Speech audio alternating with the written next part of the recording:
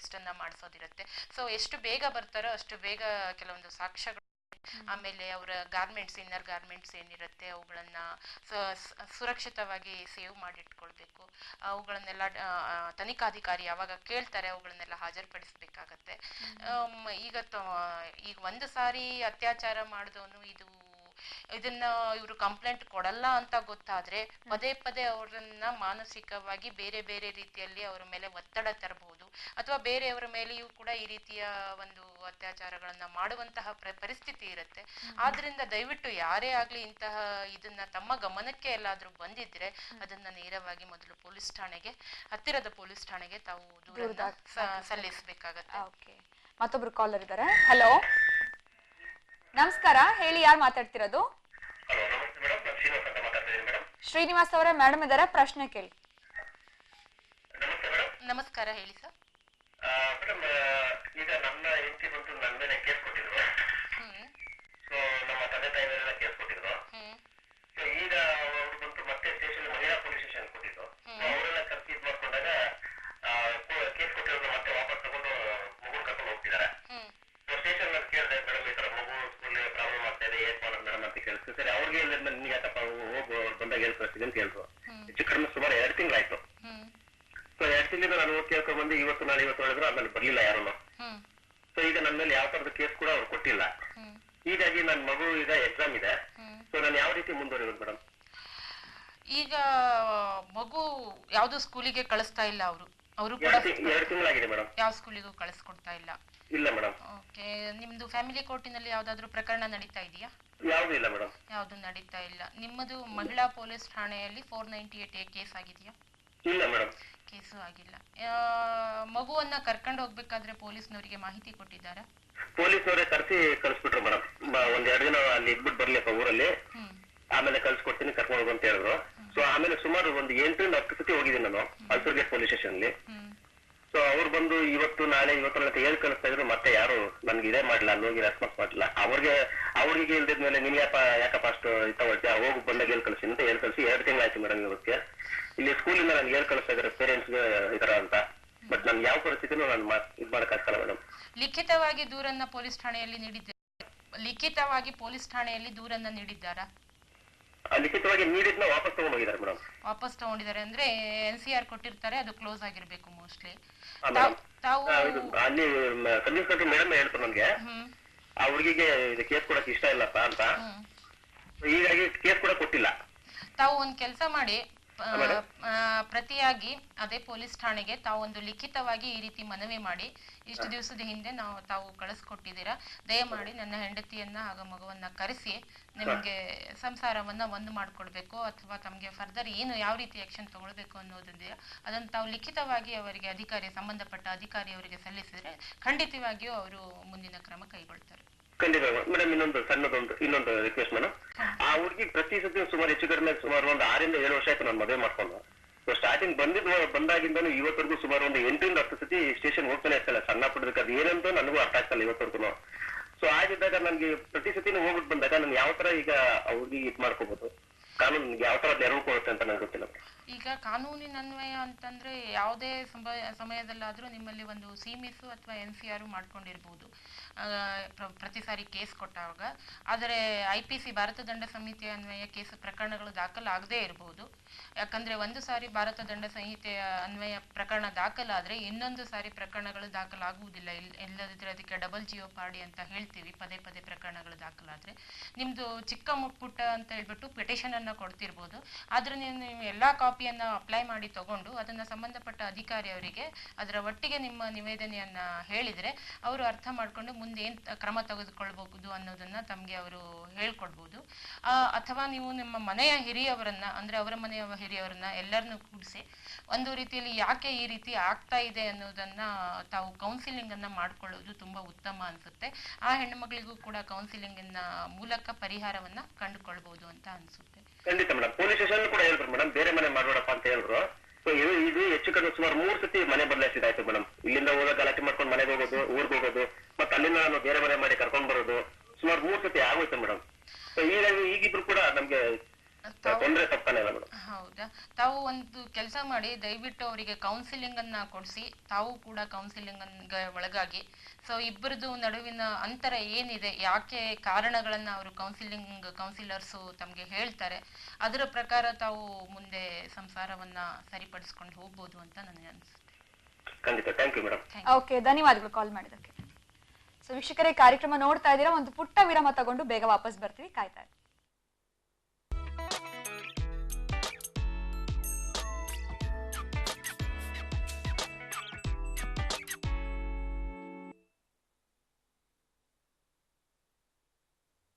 ವಿರಾಮದ ನಂತರ ಮತ್ತೆ ಕಾರ್ಯಕ್ರಮಕ್ಕೆ ಸ್ವಾಗತ. ಕಾರ್ಯಕ್ರಮದ ಮುಂದಿನ ಕಾಲರ್. ಹಲೋ, ನಮಸ್ಕಾರ, ಹೇಳಿ, ಯಾರು ಮಾತಾಡ್ತಿರೋದು?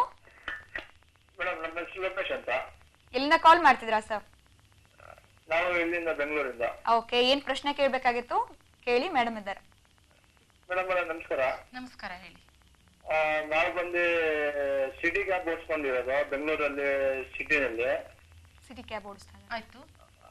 ಇಲ್ಲಿ ಟ್ರಾಫಿಕ್ ಸಮಸ್ಯೆ ಇದೆ, ಅದು ಸ್ವಲ್ಪ ನಿಮ್ಮ ಹತ್ರ ಕೇಳೋಣ ಅಂತ. ಕೇಳ್ಬೋದಾ? ಹೇಳಿ ಹೇಳಿ ಸರ್, ಹೇಳಿ. ಈಗ ಎಕ್ಟಾರ್ ಸಿಟಿನಲ್ಲಿ ಬೆಂಗಳೂರಲ್ಲಿ ಟ್ರಾಫಿಕ್ ಜಾಮ್ ಆಗುತ್ತಲ್ಲ. ಹೌದು. ಈಗ ಬೇರೆ ಕಡೆಯಿಂದ ಬಂದು ಇವಾಗ ಎಲ್ಲೆಲ್ಲ ಈಗ ಕೆಲಸ ಇಲ್ದಾನೆ ಎಜುಕೇಟೆಡ್ಗಳು, ಹೋಮ್ ಗಾರ್ಡ್ಸ್ ಎಲ್ಲ ಇದಾರೆ. ಹೌದು. ಅವ್ರಿಗೆ ಕರೆದು ಬಿಟ್ಟು ಬೆಂಗಳೂರಲ್ಲಿ ಸ್ವಲ್ಪ ಟ್ರಾಫಿಕ್ ಫ್ರೀ ಮಾಡಂಗೆ ಅವ್ರಿಗೆ ವ್ಯವಸ್ಥೆ ಮಾಡ್ಬೋದಲ್ಲ ಮೇಡಮ್? ಎಷ್ಟು ಜಾಮ್ ಆಗುತ್ತೆ ಅನ್ನೋ ಟೈಮಲ್ಲಿ ಅದು ಸ್ವಲ್ಪ ಕ್ಲಿಯರ್ ಮಾಡ್ಬೋದಲ್ಲ ಮೇಡಮ್? ಖಂಡಿತವಾಗಿಯೂ ತಮಗೆ ಪೊಲೀಸ್ ಸಿಬ್ಬಂದಿಗಳ ಕೊರತೆಯ ಬಗ್ಗೆ ತಮಗೆ ಬಹಳ ಕಾಡ್ತಾ ಇದೆ ಅನ್ಸುತ್ತೆ. ಖಂಡಿತವಾಗಿಯೂ ಈ ರೀತಿಯಲ್ಲಿ ಸಾಟರ್ಡೆ, ಶನಿವಾರ ಮತ್ತು ರವಿವಾರದಂತ ಸ್ವಯಂ ಪ್ರೇರಿತರಾಗಿ ಟ್ರಾಫಿಕ್ ವಾರ್ಡನ್ಸ್ ಅಂತ ಹೇಳ್ಬಿಟ್ಟು ಪೊಲೀಸರಿಗೆ ಸಹಾಯಕರಾಗಿ ಬಂದು ಪೊಲೀಸರಿಗೆ ಸಹಾಯಕ್ಕೆ ಬರ್ತಾರೆ ಅವರು, ಟ್ರಾಫಿಕ್ ವಾರ್ಡನ್ಸು. ಅವರು ಬಂದು ನಮಗೆ ಪೊಲೀಸ್ ಕೆಲಸದಲ್ಲಿ ಸಹಾಯ ಮಾಡ್ತಾ ಇದ್ದಾರೆ. ಅದೇ ರೀತಿಯಲ್ಲಿ ಹೋಮ್ ಗಾರ್ಡ್ಸ್ ಏನಿರ್ತಾರೆ ಅವರುಗಳನ್ನು ಕೂಡ ಪ್ರತಿ ಒಂದು ಪೊಲೀಸ್ ಠಾಣೆಗೆ ಇಂತಿಷ್ಟು ಹೋಮ್ ಗಾರ್ಡ್ಸ್ ಅಂತ ತೆಗೆದುಕೊಂಡು ಅವರನ್ನ ನಾವು ಟ್ರಾಫಿಕ್ ರೆಗ್ಯುಲೇಷನ್ಗೆ ಉಪಯೋಗಿಸ್ಕೊಳ್ತಾ ಇದ್ದೀವಿ. ಓಕೆ ಮೇಡಮ್, ಈಗ ಒಂದು ಸಿಗ್ನಲ್ ಅಲ್ಲಿ ಒಬ್ರು ಟ್ರಾಫಿಕ್ ನವರು ಇರ್ತಾರೆ. ಇವಾಗ ಅದೇ ತರ ಈಗ 4 ಕಡೆ ರೋಡ್ ಅಲ್ಲಿ 4 ಜನ ಆತರ ಹಾಕಿದ್ರೆ ಎಷ್ಟು ಸ್ವಲ್ಪ ಸೇಫ್ ಇರುತ್ತಲ್ಲ? ಟ್ರಾಫಿಕ್ ಜಾಮ್ ಆಗೋದು, ಸ್ವಲ್ಪ ಸಿಗ್ನಲ್ ಇಂದ ಮುಂದೆ ನಿಂತ್ಕೊಳ್ಳೋದು. ಇವಾಗ ಮಾಮೂಲಿ ಇದಿರುತ್ತೆ, ಪಟ್ಟೆಯಿಂದ ಹಿಂದೆ ನಿಂತ್ಕೊಂಡ್ರೆ ಅವ್ರಿಗೂ ಗೊತ್ತಾಗುತ್ತೆ, ಅವಾಗ ಟ್ರಾಫಿಕ್ ರೂಲ್ಸ್ ಸ್ವಲ್ಪ ಬ್ರೇಕ್ ಮಾಡ್ಬೋದಲ್ಲ ಅಂತ ಗೊತ್ತಾಗುತ್ತೆ. ಖಂಡಿತ. ಆದ್ರೆ ಟ್ರಾಫಿಕ್ ಪೊಲೀಸ್ನವರು ಸಹ ಗೌರ್ಮೆಂಟ್ ಇಂದ ಪೇ ಆಗತ್ತೆ ಅವರಿಗೆ, ಅಂದ್ರೆ ಸಂಬಳ ಬರುತ್ತೆ. ಈಗ ನಾವು ಹೊರಗಡೆಯಿಂದ ಜನ ತಗೊಂಡ್ರೆ ಅವರಿಗೆ ಸಂಬಳ ಕೊಡುವವರು ಯಾರು? ಈಗ ಮೇಡಮ್ ಅವ್ರೆ, ಈಗ ಸಂಬಳ ಕೊಡ್ಬೇಕಂದ್ರೆ ಗೌರ್ಮೆಂಟ್ ನವ್ರೆ ಹಿಂಗ್ ಅಂದ್ಬಿಟ್ರೆ ಹೆಂಗೆ ಮೇಡಮ್ ಅವ್ರೆ? ನಾನು ಗೌರ್ಮೆಂಟ್ ಅಲ್ಲ, ನಾನು ಗೌರ್ಮೆಂಟಿನಿಂದ ಆಯ್ಕೆ ಆದಂತಹ ಒಂದು ಸರ್ಕಾರಿ ಅಧಿಕಾರಿ ಅಷ್ಟೇ. ಓಕೆ, ಧನ್ಯವಾದಗಳು ಕಾಲ್ ಮಾಡಿದಕ್ಕೆ.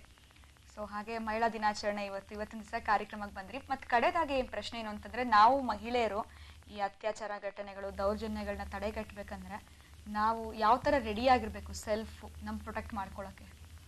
ಪ್ರತಿಯೊಬ್ರು ಯಾರೇ ಹೆಣ್ಣು ಮಕ್ಕಳಾಗಿರ್ಲಿ, ಅವರು ಈ ರೀತಿ ತೊಂದರೆಗಳು ಘಟಿಸದಂತೆ ನೋಡಿಕೊಳ್ಳುವಂತೆ ಅವರು ಮಾನಸಿಕವಾಗಿ ಮತ್ತು ದೈಹಿಕವಾಗಿ ಸಾಮರ್ಥ್ಯರಿರಬೇಕು. ಅಂತಂದ್ರೆ ಯಾರೇ ಅವರ ಮುಂದೆ ಯಾವುದೇ ಒಂದು ಪುರುಷ ಬಂದು ಅವರ ಹತ್ರ ಬಂದ್ರೆ ಎಷ್ಟು ಬೇಕೋ ಅಷ್ಟು ಇದ್ದುಕೊಂಡು ಅಷ್ಟು ಒಂದು ಡಿಸ್ಟೆನ್ಸ್ ಅನ್ನ ಮೇಂಟೈನ್ ಮಾಡಿ ಇಟ್ಕೊಳ್ಬೇಕು. ಆದರೆ ಈ ರೀತಿ ಏನು ನಾವು ಮಾಸ್ ರೇಪ್ ಅಥವಾ ಗ್ಯಾಂಗ್ ರೇಪ್ಗಳು ಏನಂತ ಹೇಳ್ತೀವಿ, ಅಂತಹ ಸಂದರ್ಭದಲ್ಲಿ ಹೆಣ್ಣು ಮಕ್ಕಳಿಗೆ ಗೊತ್ತೇ ಆಗೋದಿಲ್ಲ, ಅಷ್ಟು ಕ್ಷಣ ಮಾತ್ರದಲ್ಲಿ ನಡೆದು ಹೋಗುವಂತಹ ಘಟನೆಗಳು ನಡೆಯುತ್ತೆ. ಅಂತಹ ಸಂದರ್ಭದಲ್ಲಿ ಇಮಿಡಿಯೇಟ್ ಆಗಿ ಪೊಲೀಸ್ನವರಿಗೆ ಹೇಳಬೇಕು, ಅಥವಾ ಅವ್ರ ಹತ್ರ ಮೊಬೈಲ್ ಇದ್ರೆ 100 ನಂಬರಿಗೆ ಫೋನ್ ಮಾಡೋದಾಗ್ಲಿ, ಅಥವಾ ಸಹಾಯಕ್ಕೆ ಯಾರನ್ನಾದ್ರೂ ಕೂಗ್ಕೊಳ್ಳೋದಾಗ್ಲಿ, ಈ ರೀತಿಯ ಒಂದು ಪ್ರಿಕಾಷನರಿ ಮೆಜರ್ಸ್ ಅನ್ನ ತೆಗೆದುಕೊಳ್ಳಬೇಕು. ಆದ್ರೆ ಹೇಳಲೇ ಇಲ್ಲ ಅಂತ ಅಂದಮೇಲೆ ಅದನ್ನ ತಡೆಗಟ್ಟುವುದು ಭಾರಿ ಕಷ್ಟ ಆಗುತ್ತೆ. ಸೊ ಬೆಂಗಳೂರು ನಗರದಲ್ಲಿ ನನಗೆ ಅನಿಸಿದ ಮಟ್ಟಿಗೆ ಈ ರೀತಿ ಪ್ರಕರಣಗಳು ಹೆಚ್ಚಿಗೆ ರಿಜಿಸ್ಟರ್ ಆಗ್ತಾ ಇಲ್ಲ, ಮತ್ತೆ ಹೆಚ್ಚಿಗೆ ಈ ರೀತಿ ಪ್ರಕರಣಗಳು ನಡೀತಾ ಇಲ್ಲ. ಅಂದರೆ ಇಷ್ಟೊಂದು ಬೃಹದಾಕಾರವಾದಂತಹ ನಗರದಲ್ಲಿ ಅಲ್ಲಲ್ಲಿ ಅಲ್ಪ ಸ್ವಲ್ಪ ಎಲ್ಲಾದರೂ ಕೇಸ್ಗಳು, ಈ ರೀತಿ ಘಟನೆಗಳು ನಡೀತಾ ಇದೆ.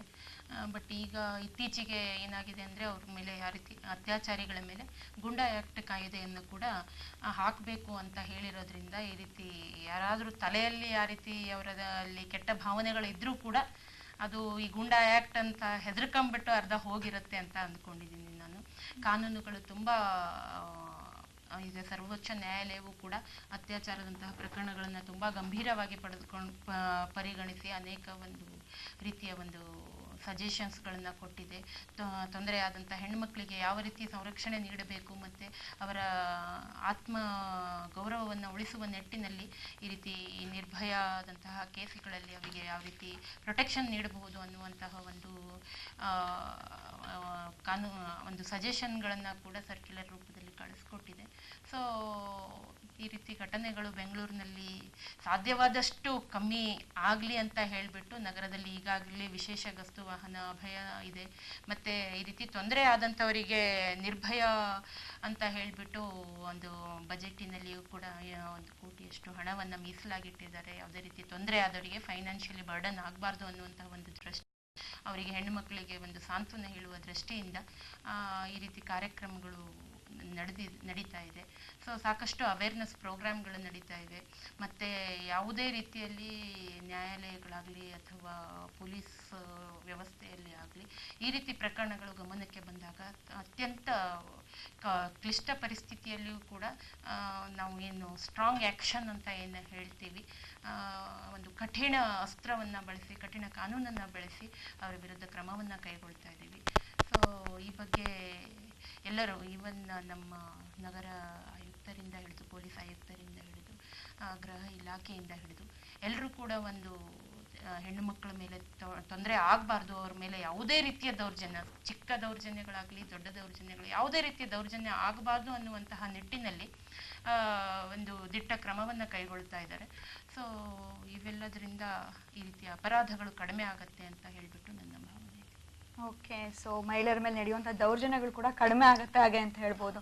ಬಿಕಾಸ್ ಇಷ್ಟೆಲ್ಲ ಫೆಸಿಲಿಟೀಸ್ ಬಂದಿದೆ ಆಲ್ರೆಡಿ ಕೂಡ. ಸೊ ಇವತ್ತು ಮಹಿಳಾ ದಿನಾಚರಣೆ, ಇವತ್ತಿನ ದಿವಸ ಕಾರ್ಯಕ್ರಮಕ್ಕೆ ಬಂದಿದ್ರಿ. ಮತ್ತೊಮ್ಮೆ ನಿಮಗೆ ಹ್ಯಾಪಿ ವಿಮೆನ್ಸ್ ಡೇ ಅಂತ ವಿಶ್ ಮಾಡ್ತಾ ಕಾರ್ಯಕ್ರಮಕ್ಕೆ ಬಂದಿದ್ದಕ್ಕೆ ಬಹಳ ಧನ್ಯವಾದಗಳು. ಸೊ ವೀಕ್ಷಕರೇ, ಮತ್ತೊಮ್ಮೆ ಸಹಾಯವಾಣಿ ನಂಬರ್ ಹೇಳ್ತೀನಿ. ನಿಮ್ಗೆ ಯಾವುದೇ ರೀತಿ ತೊಂದರೆ ಇದ್ದಲ್ಲಿ 24/7 ಅಂತ ಮೇಡಮ್ ಆಗಲೇ ಹೇಳಿದ್ರು. 10911098 ಈ ನಂಬರ್ಗೆ ಕಾಲ್ ಮಾಡಿ. ಅಭಯ್ ಬಸ್ ನೀವು ಇರುವಂಥ ಜಾಗಕ್ಕೆ ಬಂದು ನೀವು ಎಲ್ಲಿ ತಲುಪಬೇಕು ಅಲ್ಲಿಗೆ ತಲುಪಿಸ್ತಾರೆ. ಯಾವುದೇ ರೀತಿ ತೊಂದರೆ ಆದರೂ ಕೂಡ ಅವ್ರು ನಿಮಗೆ ಪ್ರೊಡಕ್ಷನ್ನ ನೀಡ್ತಾರೆ ಅಂತ ತಿಳಿಸ್ಕೊಟ್ಟಿದ್ದಾರೆ. ಸೊ ಕಾರ್ಯಕ್ರಮ ನೋಡ್ತಾ ಇರುವ ಸಮಸ್ತ ಮಹಿಳೆಯರಿಗೂ ಮಹಿಳಾ ದಿನಾಚರಣೆಯ ಶುಭಾಶಯಗಳನ್ನ ತಿಳಿಸ್ತಾ ಇವತ್ತಿನ ಸಿಟಿ ಹೆಲ್ಪ್ಲೈನ್ ಕಾರ್ಯಕ್ರಮವನ್ನು ಮುಗಿಸುವಂಥ ಸಮಯ ಆಗಿದೆ. ನಮಸ್ಕಾರ.